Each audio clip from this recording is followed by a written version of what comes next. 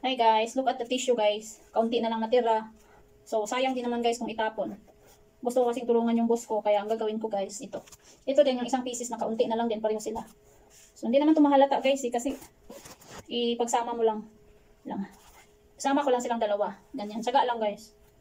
Yan.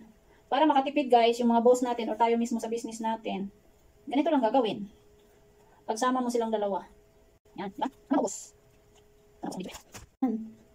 Pareho lang din naman yan guys, tissue pa rin yan. Wala namang masama nito guys, kay hindi naman to ginamitan, bago lang to. Pinag-isa ko lang sila, pinagsama-sama. Alam nyo guys, mabait kasi yung mga boss ko, kaya tutulungan ko rin sila na makatipid.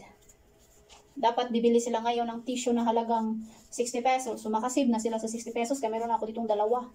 Apat to guys, inaano. So may technique naman yan guys, kung yung tissue ay gamit na. O diba? Ganyan. Tapos, itupi lang sa dulo, guys. Ganyan. Yan. Diba? O, tapos, ibitin nyo na kaganon, guys. Ganon yun.